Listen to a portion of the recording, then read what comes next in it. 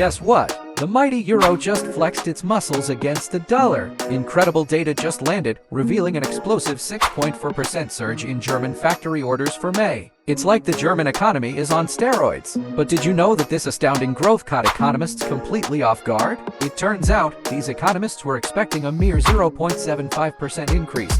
But boy, were they in for a mind-blowing surprise. And the euro didn't waste a second. It skyrocketed by 0.1% against the mighty dollar, reaching a thrilling $1.087. While Frankfurt's DAX index took a little dip, it still outshone its regional counterparts. The entire European market got the jitters, with the pan-European Stoxx 600 down 1.2%. So, what does all of this mean? Well, in a nutshell, this astonishing surge in German factory orders not only crushed recession fears in the Eurozone's largest economy but also ignited a spark of optimism that could light up the entire Eurozone. Don't forget to smash that follow button for more updates. Wikifx, a global broker regulatory inquiry app. See you soon.